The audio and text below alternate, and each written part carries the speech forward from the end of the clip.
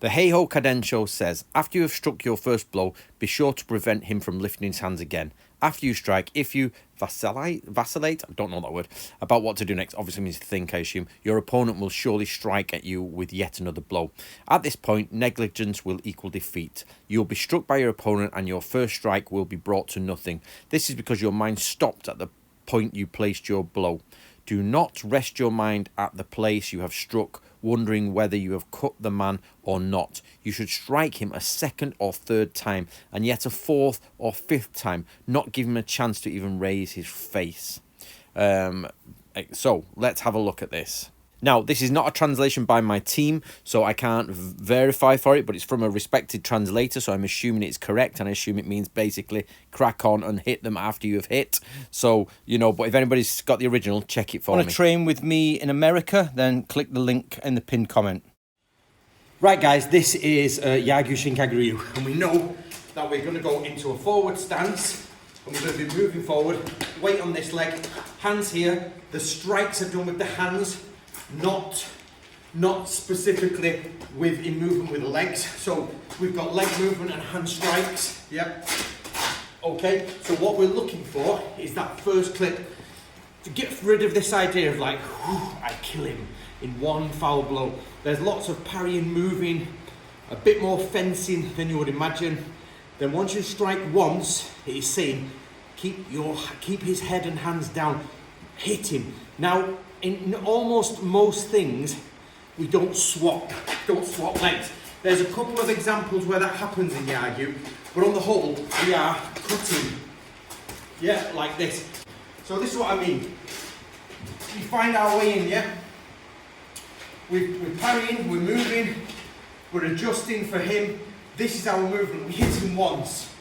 After that one hit, I have to follow up between 1 or 5 strikes in quick succession without stopping to think. Yep.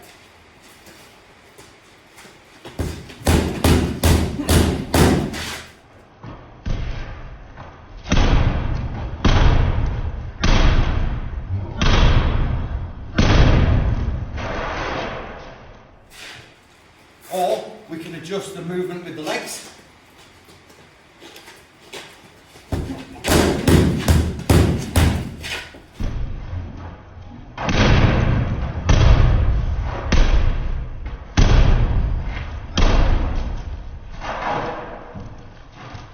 If you like samurai training, get yourself a copy of How to Be a Modern Samurai. Okay, back to swordsmanship. Yeah. So we've got these two sort of ways. Of course, we could have struck this way.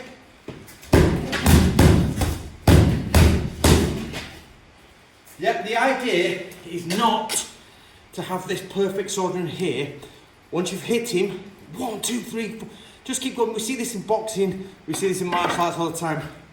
Once somebody's on the back foot on the ropes, in. And this idea of like click, click, bob weave sort of goes out the window. It's like bang, bang, bang, bang, bang, bang, bang.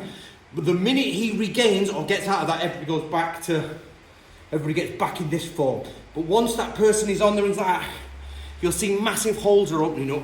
People are just bringing their heads up. You wouldn't do that on your first hit. It wouldn't happen. You wouldn't walk up to someone, expose everything, and then, you know, you just get battered. So, what we're looking for, guys, pretty hard going. Right, what we're looking for is, so have a practice, we're moving, we're leaning forward, and the movement is predominantly a lean forward. And we protect, this is our shield. Yagyu Shinkaguryu says use this as your shield, okay? So we've got this form. So Jodan looks like this, Chudan looks like this, Gedan is a little bit different, but looks something like this. So Jodan, Chudan. Okay, so this is what the enemy is seeing. Yep, this is what they're seeing. So it looks different from the side, of course, but this is what they're seeing. And we use, say we use Kasumi, yeah? Like this. They come over the head, cut. Yep, and it says, if you're close enough, kick them. So, or let's say we use Itori Odan, yeah?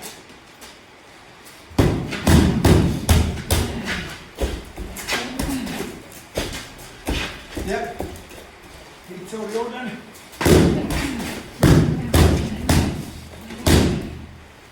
So there's a moment between like closed and then at least letting the leash.